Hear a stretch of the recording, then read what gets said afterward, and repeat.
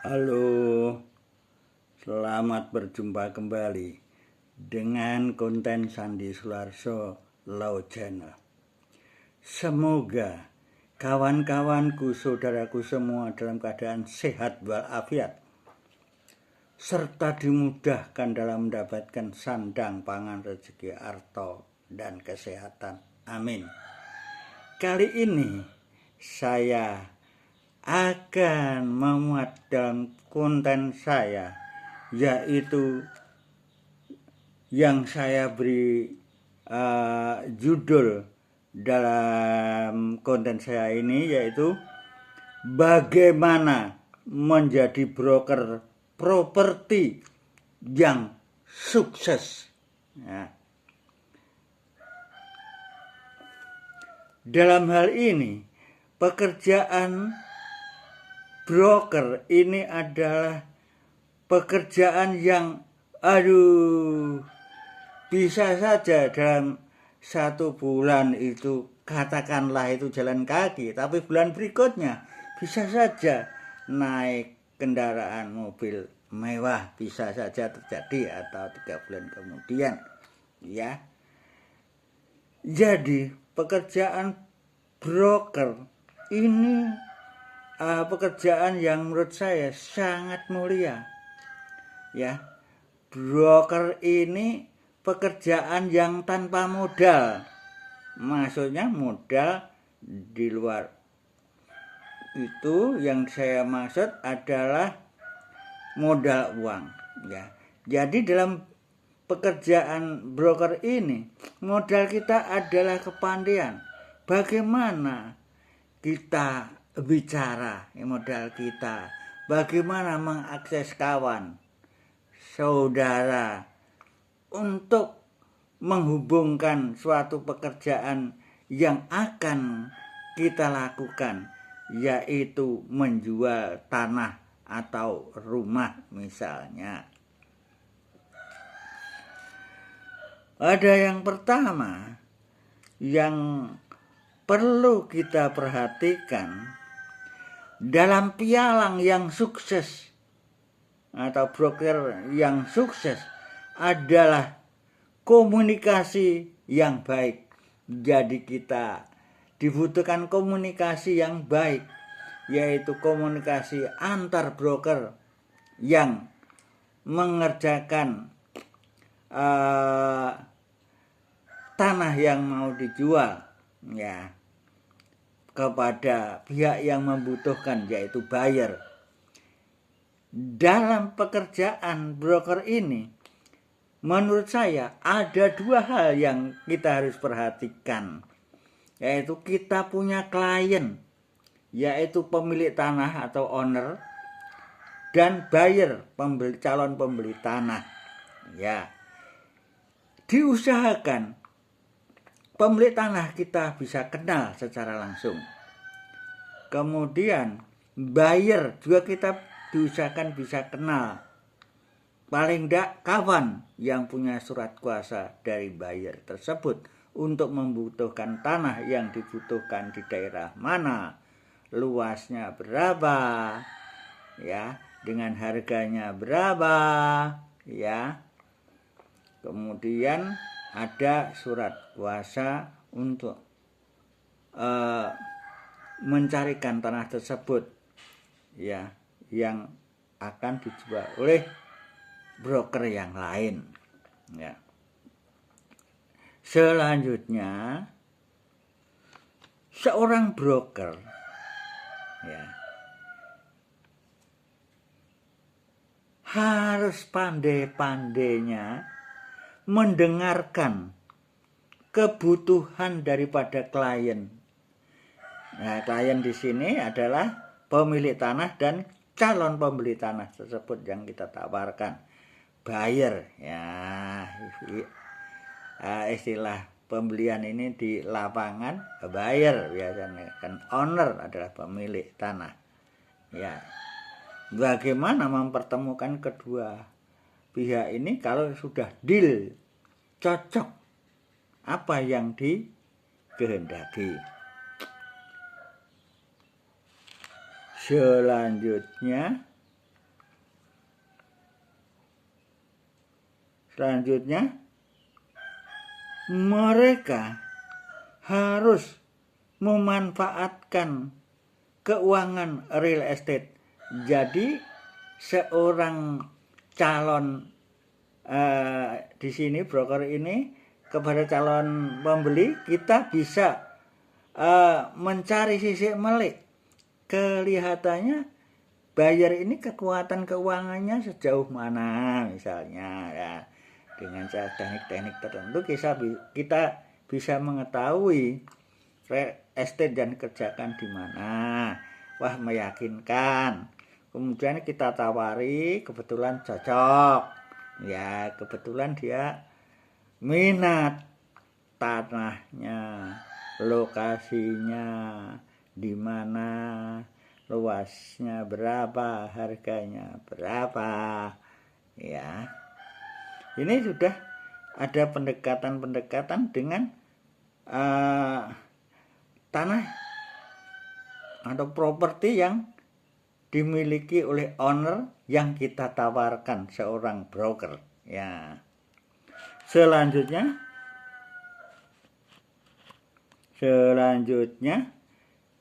dalam masalah broker ini kita harus betul-betul mempersiapkan atau memposisikan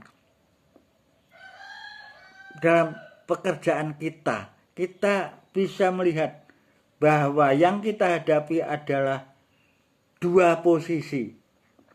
Satu posisi seorang pemilik tanah atau owner tanahnya itu, ya. Ini kita harus kenal, saya katakan tadi.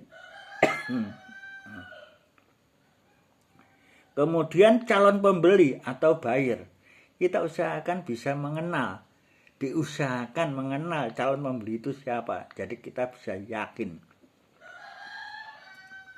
Kemudian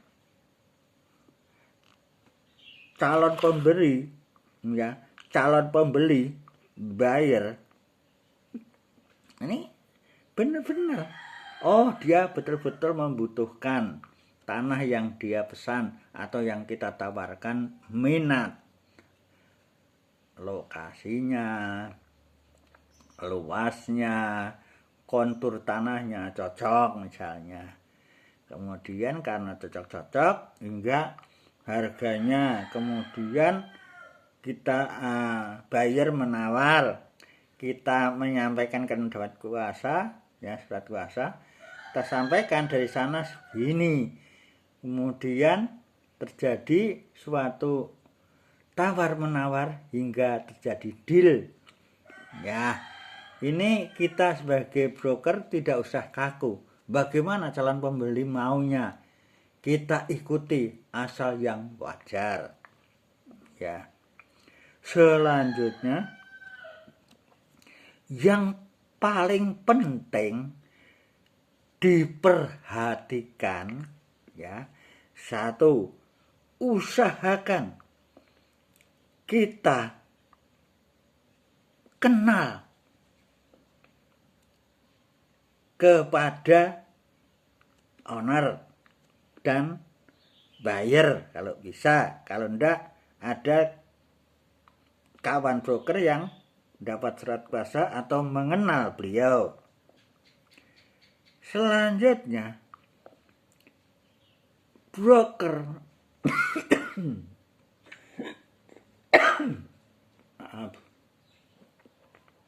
selanjutnya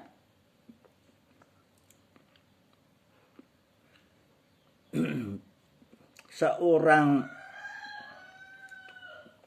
broker untuk kepastian buyer jangan sampai terjadi masalah kemudian hari, ya, broker harus menanyakan kepada owner atau pemilik tentang surat-surat legalitas daripada tanah tersebut, ya.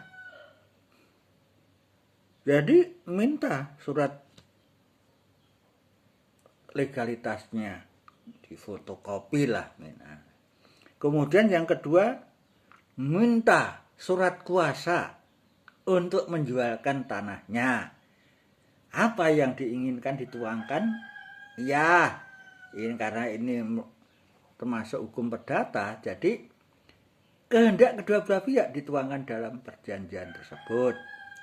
Misalnya namanya siapa, alamatnya mana, kemudian luasnya berapa, harganya berapa, ya surat-suratnya ini, itu, dan sebagainya lengkap untuk bisa dijual belikan. Apakah sudah sertifikat atau belum sertifikat, ini harus jelas.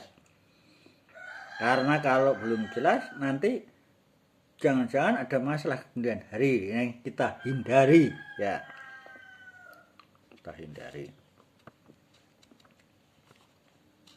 Selanjutnya, seorang broker dengan owner, kalau sudah kenal, atau lewat broker yang lain yang mengenal daripada owner tersebut, kita mengecek lokasi.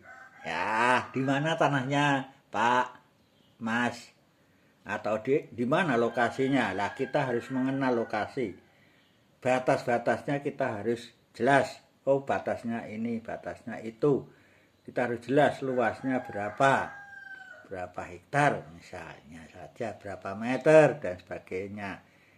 Kalau itu perumahan biasanya ya luasnya ratusan, ya ini Pak luasnya 200 meter batasnya ini rumahnya misalnya. Kalau tanah ya batasnya tanah ini itu. Ini batas-batas yang ditentukan dari BPN maupun dari kelurahan, dan saksi-saksinya ada semua Pak. Jadi kita betul lengkap. Selanjutnya, calon pembeli atau buyer usahakan kita harus bisa kenal. Kenalnya itu tidak kenal tidak secara langsung, enggak. Kalau usahakan kalau bisa kenal secara langsung salah satunya dari broker itu untuk meyakinkan. Selanjutnya, yang dibutuhkan tempatnya di mana. Ya, karena orang buyer itu biasanya mau cari tanah kalau serius. Oh, Pak, saya butuh tanahnya luasnya sekian. Misalnya 3 hektar. Di daerah ini. Nah, jelas ya. Luasnya segini. Nah, kontur tanahnya yang dibutuhkan rata atau enggak rata, enggak apa-apa dan sebagainya.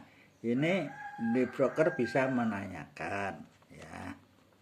Selanjutnya, perlu kelanjutan atau follow up. Kalau sudah broker ini dari pihak owner sudah tahu lokasinya, maka yang namanya buyer pasti ingin melihat lokasi. Suatu ketika kalau sudah oke data-datanya yang dibutuhkan atau informasinya, pasti ingin lihat lokasi. Ya. Lalu melihat lokasi yang ditunjukkan oleh broker beserta kawan. Tidak usah banyak, misalnya brokernya misalnya 3 ya, 2 orang datang bisa atau 3 orang untuk mewakili. Kemudian didokumentasikan dengan foto atau dengan video ya. Itu untuk laporan kepada owner misalnya. Oh, ini sudah dicek lokasinya. Kalau tawar menawar ya berarti sudah lengkap gitu. Selanjutnya, apabila minat, bikin surat minat. Ya, bikin surat minat bertanah tersebut, betul saya minat dengan harga yang Bapak tawarkan saya berminat segini. Nah itu nanti akan di follow up dalam pembicaraan berikutnya. Bisa nanti teknisnya bisa di suatu tempat, di kafe atau di restoran atau di mana. Ini lihat situasi dan kondisi. Selanjutnya masalah komisi. Masalah komisi ini broker harus sudah membicarakan baik komisi kepada dari owner maksud saya maupun komisi dari pihak buyer, ya bisa dibicarakan, dituangkan dalam bentuk tertulis bahwa saya sepakat dengan komisi sekian persen dari Pak titik-titik ya Pak X misalnya dengan broker namanya titik-titik ya. Jadi dengan demikian maka kesepakatan ini saya berikan kepada Bapak calon buyer ini, sungguh-sungguh komisi ini kami sepakati, kemudian ditandatangani ya sebagai alat bukti ya bahwa kami sudah mengadakan kesepakatan dengan pihak buyer ya. Selanjutnya komisi ini kan dua pihak, dari pihak penjual atau ownernya dan pihak buyer. Nah ini nanti dituangkan dalam perjanjian yang saya sampaikan tadi. Selanjutnya apabila sudah deal harga antara buyer dan owner penjual biasanya diwakilkan oleh kuasanya yaitu broker yang terpercaya, udah sepakat harganya sekian, deal ya. Maka kalau sudah deal biasanya buyer ini ada yang sudah punya notaris, ada yang mencari notaris disepakati, notaris sekitar situ misalnya ya. Notaris siapa? Ya sepakati tempatnya di situ, nanti data-datanya disampaikan lengkap, nanti AJB-nya akan dilakukan di situ ya. Biasanya apabila sudah deal